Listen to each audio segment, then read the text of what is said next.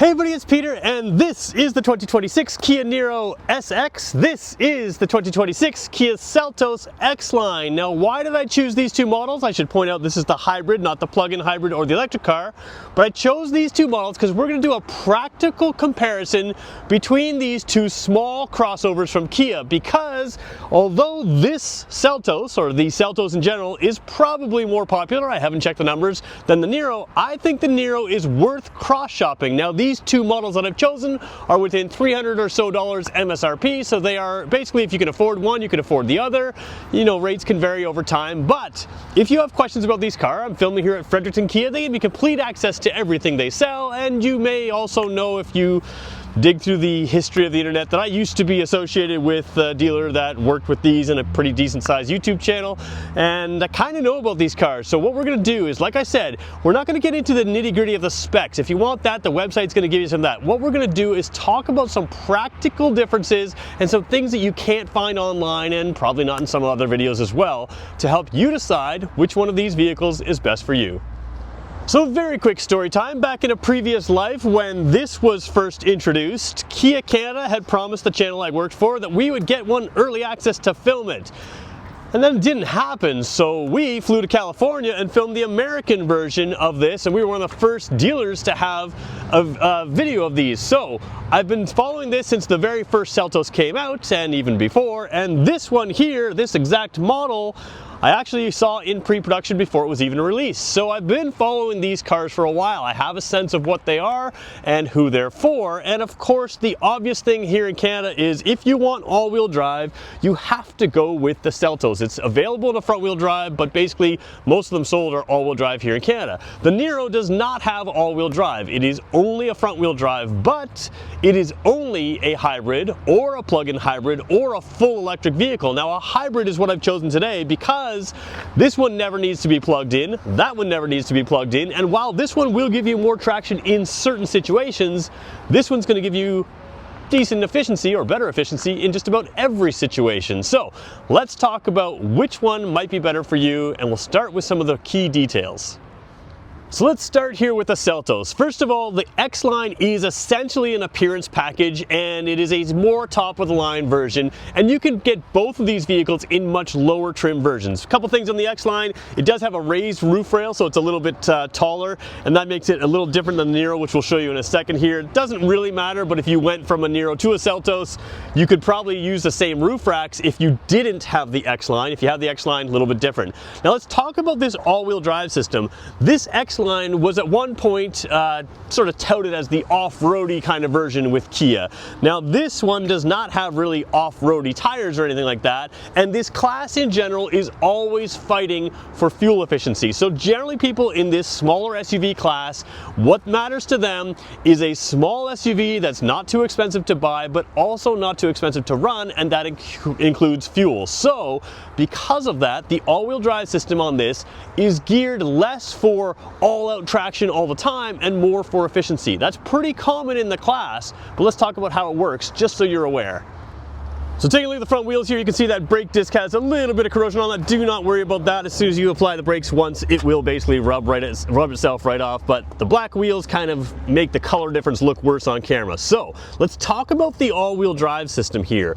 What you have is a front-wheel drive vehicle, so the front wheel is always powered, and when you start off with most Kia all-wheel drive, it'll send some power to the rear, even on dry roads and smooth, perfectly good roads. But as soon as it senses that it doesn't need the rear wheels, which is usually fairly early, it right away defaults to only the front wheels. Basically above 40 kilometers an hour has been historically the number that Kia kind of uses, but it can vary a little bit. Most of these all-wheel drive Kias are only running in front-wheel drive. What that means is as you're getting going and you need that traction, it will give you the rear traction. Now it can sense slippage and it can send power to the rear at certain times, but for the majority of the time, you're not running around with all four wheels being powered, because that would give this vehicle a little bit worse fuel efficiency. And remember, in the class, we're all fighting for fuel efficiency. So generally speaking, this is a front wheel drive vehicle for most of your driving. It will send traction to the rear when you need it, especially at low speed situations or in certain cornering, that kind of thing. But there's a bar graph inside on the dash that can actually show you when it's transferring power, and you can watch that most of the time it very quickly tries to get rid of using those rear wheels to save fuel efficiency. So that's what you have here. Let's talk about the Niro. So looking at the front wheel of the Niro, you may notice the brakes appear to be a tiny bit smaller. Now I haven't checked the specs, they may be the same size, but I do think they're a little bit smaller. Now that has to do with the hybrid system. What the hybrid system does is it can blend fully electric or gas and electric all the time in order to power the wheels. Now again, if you don't plug it in, how does it get powered? Basically braking, it can run the engine to charge the battery, but also braking, deceleration, all that stuff will charge the battery. So you have some extra regenerative braking, which we can talk about in a whole other video, which charges the battery and also can slow the front wheels, but it also has the regular brakes there to slow it as well. So what you have here is generally when you touch the brake pedal on this car, you're adding electricity. Even if you're just coasting, you're adding electricity. The dash shows you when it's adding electricity, but all of that electricity allows this to have extra efficiency, especially in town, but even on the highway. It will continue to feed some electricity out here and there in order to give you the maximum efficiency. So although this is only front wheel drive, every season, every day, every drive, it's working to make a little bit of electricity through wasted power, especially like braking and coasting, put it back in the powertrain, and then give it to you in your most inefficient states. So accelerating from a stoplight, accelerating from a stop sign, you're gonna get a lot of electric power there, which gives you efficiency. It's a pretty common thing. Almost every manufacturer has a hybrid now. The Niro is one of the better ones in my mind.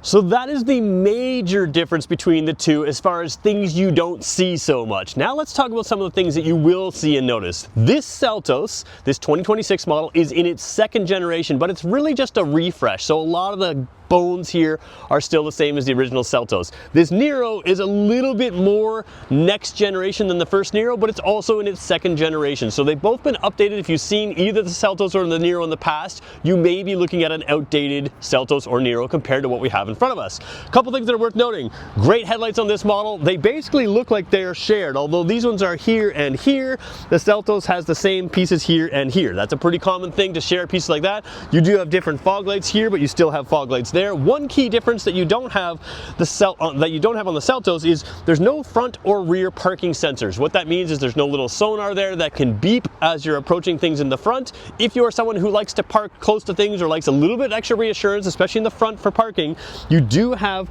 parking sensors here. Now you still have a camera system on both these. It's a rear camera, works well. We'll show you both of that. But it is worth noting that front and rear on this car, no parking sensors. Front and rear on that car, you do have parking sensors. Let's check out the back. Taking a look at the back of the Seltos here, this again being the X-Line, this again being that second generation. If you just tap right here, you do have a powered tailgate. Now you didn't have that in any trim in the first generation of this. You do have it here. This one also has a little cargo cover here, which can be roped up to over here. Because it's a brand new car, I'm not gonna make it any different than it would be shipped from the factory. We're gonna leave that there. You also have underfloor storage with a spare tire, and this floor can go lower. So again, you can take this panel out. The seats do have some recline there as well, so you have that flexibility there, but it's a decent sized trunk for a smaller SUV. And again, that underfloor storage or the ability to drop that floor a little bit lower does help. So you have a pretty good sized trunk for the size of what this is. Let's take a look at the Niro now.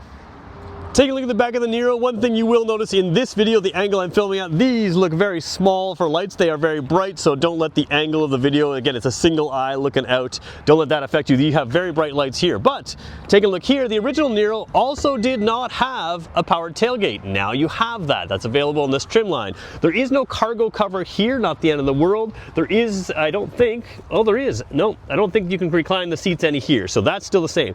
Now, under the floor here, you can still drop this floor as well to get more cargo space, but no spare tire, just an inflator kit. That is typical in these hybrid vehicles as they try to squeak out every single ounce of efficiency, and they try to save weight that way. It's also a cost savings thing, but let's be honest, hybrids have to compete purely on mileage with other cars, so that is one thing. Obviously both seats have 60-40 split. This one has the seat folded down, so you can kind of see that. I would say they're similar in size. The Seltos probably wins out overall on overall cargo volume, but generally speaking, unless you're loading your cars to the roof, you're probably going to find that each car is pretty equally practical, even if it's not, you know, to the leader. Most people aren't filling to the roof, that kind of thing with the leader. So floor space would be similar. Height space, you could probably stack a little higher in the Seltos. That's worth knowing. Let's jump in the front seat of both these cars because that's where you start to see some big differences. All right, there's my little shadow right there. I am sort of free-handing this. I don't have my Steadicam with me, but we'll do our best here. So jumping in the Niro first, again, keyless entry on both these cars. There's a lot of similar features. This one is set up so when I open the door, it comes all the way back with the seat. That's gonna matter in a second when we check the back seat, but don't worry too much. Now, this one and the Seltos, they both have different style memory seats here. As I sit here, the seat moves forward again here. Let's just start the car up fully as we're in here. One thing I like is you do have a more advanced dash here. You can see a little bit of flicker on the camera. It does not flicker in real life. You can customize all these dashes. Again, this car is straight from the factory, so you're seeing some extra factory type plastics in here. Don't worry about that. Don't let that affect you at all. You can, like I said, customize these dashes. You have a large screen here which flows into a secondary screen here. Now this size of screen is the same in the Seltos, but it certainly looks a little bit more modern here. It looks like a single screen, but you have a 10.25 inch screen there, and probably, hard to say, I can't remember off the top of my head, probably a similar size screen, maybe a little bit bigger, 12.3 inch screen there. You can check the specs on that if it matters to you exactly the size. I will say here, those parking sensors do give you a little bit of a display here. You have the same style backup camera in the Seltos as in the Niro right now, but this one gives you those parking sensors which will tell you what's going on. You know, they'll beep progressively, the colors will change, and it'll tell you where you're near to something with those parking sensors. That is something you will not see on the Seltos. Coming down here, you've got your climate and your thing. Now this is a controversial thing that they introduced back when I was working in there. You have your regular controls here, and then you switch to your climate controls here. Now I will say, on a hybrid, you want to use your automatic climate as much as possible. This basically allows your automatic climate to run at full speed. This says I'm not going to run the fan more than a little bit, and this says I'm not going to run the fan more than just a little bit. Overall efficiency on a hybrid is very much tied to climate usage, and if you don't have it on the auto setting, you might be running your fan on high longer than you need to, whereas this one's going to cool it down. If you really want to save efficiency and you just want to just have the driver in the car, you can choose a driver only mode. But once you set it here, for the most part, you can leave it back on this area here. Now the flip side is most of these buttons you don't need, because all of those, or most of those, are duplicate buttons that you can find in your touchscreen anyways. So while some people will complain about the tool purpose of this, a lot of people will just leave it on climate and use this for doing everything, and use this down here for just climate. But you do have those essentially hard keys that aren't hard keys down there. Sorry about the glare there. Both these cars will have ventilated seats, heated seats. You have a heated steering wheel as well. Fun fact here, the original Kia Stinger that had the 4-cylinder had this gear shift. That was a very rare car in Canada. Very few of them sold, but that's where this came from, is from the Kia Stinger. Over here on the steering wheel, much more EV6-like. So we'll go wide angle again, and you can see your drive modes right down here. You've got all the same safety tech essentially on both these cars. So we won't go through that in this video, but you do have, again, that sort of a little bit unique view. One thing I do like that's gonna be very hard to film here, but I will try anyways, is you do have, let's see if I can get it, heads-up display. You can see there's showing a speed limit and a 0. Again, so that heads-up display on this one is better than on the Niro, than on the Seltos, because it's projecting it onto the windshield, whereas the Seltos you'll see a different style. So quick look around, very similar lights up here in both. You can just touch the light itself and it'll turn on. That'll be the same on the Seltos, but there's your quick view inside here. You can decide which one you like as we hop in the Seltos right now. Hopping in the Seltos again, keyless entry, different style, but works the same way. Jumping to the seat, it also moves back as I'm coming in here. You have your memory seats right there. As we jump into the dash though, you're gonna see a little bit different kind of view. More of the traditional style steering wheel, not that EV sort of specific wheel, more of the traditional style buttons down here. Let's just hit this start button there. So we'll turn it on, and then again, customizable, oh, we got a radio going here.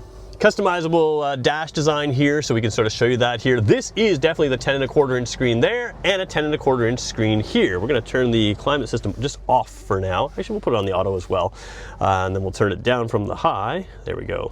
I'll just show you what I'm doing here and bring it to a comfortable temperature. So on this screen here, a little bit older technology. Now that doesn't mean you're gonna get a whole lot less. For most people it's gonna be fine, but you can see when I put it in the rear view camera here, this area here has to be used by something other than parking sensors simply because it does not have those parking sensors. So you still have the same clear camera, sort of the backup lines there that keep the center line in place while turning the wheel, which is a nice thing to have. But coming down here, you'll see from the old Seltos to the new Seltos, you have the USB-C port down here. You still have a wireless charge pad. So a lot of similar stuff to the Niro. You do have drive modes down here instead of on your steering wheel. And then you have, again, ventilated and heated seats, and you have your heated steering wheel. So a lot of the same things here. This gear shift is more similar to a lot of the other small cars that used to be in the Forte as well. I haven't checked the K4. I don't remember what that car has right now.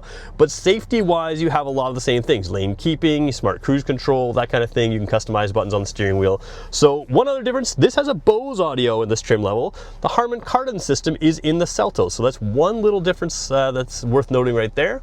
So we take a look up here, you can see same style lights there. You can just touch the lights here. So a lot of similarities, but also quite a few differences here. And there's the heads-up display. It is a screen that pops up, and it's a little hard to film the heads-up display. Sometimes the camera doesn't always catch the frame rate, but that screen pops up. For someone tall like myself, it's a little bit on the hood instead of up above there. So that is the Niro from the driver's, or the Seltos and the Niro from the driver's seat. So jumping in the back of the Niro here, you have very good headspace, which is something people don't expect for a car like this because it seems more car than SUV. The other thing you have is, remember, this seat moved back after I got in it, right? That's the part of the setting that you can have it move back.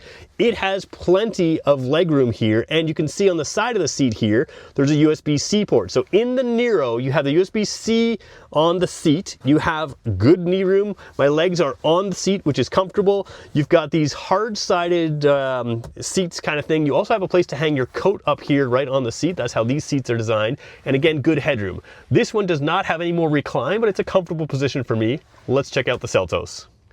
So the Seltos is the taller of the two vehicles, but to me, as a 6-footer, it is just a little bit less headroom space. Now, I don't know if that shows up in the specs, but sometimes real world experiences are different than specs. Coming down here, you do have, again, my legs are comfortably on the seat. That is one common problem in a lot of these smaller SUVs, is that your knees are often up like this off the seat, which means you're not comfortable. Now here, there's no pocket on the driver's side. There is a pocket on the passenger side, and you can see you have vents in both. This one has the two USB-C ports down here, not on the seats. In my opinion, the Niro feels, with its fancy seat, a little bit higher end than the Seltos. Does that matter to people? Is it true for you? It may not, but that's just my sense, given that these vehicles are essentially the same price. If you can afford one, you can definitely afford the other. That is one difference, but it is interesting to note that the taller of the two vehicles, to me, has just a smidgen less headroom. Now this seat, I believe, can be reclined. Let's just check that out. Pull it up. Yes, it can be reclined one extra level. So I can lay back the seat a little bit more. And again, some competitors, when you lay back that seat, you lose all your headroom, or you lose some headroom as it curls down. You don't have that problem here. I should also point out, in these trim lines that we're looking at today, both of these have rear heated seats as well. 2 levels of heating in the rear, usually in the butt only, not the back, but it is worth pointing out, it has it. So let's talk about who these cars are for. Well, first of all, anybody shopping in this segment should be looking for a smaller crossover, easy to drive, easy to park, and it should be something that's efficient. Every Niro is a level of efficiency that you're not going to get in most other small crossovers, because you can get it as a hybrid, you can get it as a plug-in hybrid, which we can talk about in another video. You can get it as a full electric vehicle as well. So there are a lot of options here in the Niro if you're looking for pure efficiency, and you can go up or down trim levels to keep at a certain price point. The Seltos, you can get a front-wheel drive model, but most of them are going to be all-wheel drive. If you want the comfort of all-wheel drive, that security blanket of all-wheel drive, by all means, the Seltos is the one for you. However, modern winter tires are also worth pointing out. Here in Fredericton, you're allowed studded tires, but even without studded tires, the modern rubber, the silica compound on modern winter tires is extremely good. And a lot of people find that on paved roads that have been plowed, that a front-wheel drive can give them the traction they need depending on the driving they're doing. So it depends on your setting. For someone like me, I don't have to go out every snowstorm. A front-wheel drive works fine, and then I get efficiency all year round. That's that real big benefit. Where here, it's not an inefficient vehicle. You do gain some traction, but you lose that hybrid system and gain some traction ability. So that is a comparison of two Kias priced virtually the same in a similar class of small crossover. Let me know in the comments below which one is best for you, and I want to thank Fredericton Kia for giving me complete access to their entire vehicle lineup. We'll talk to you guys in the next one.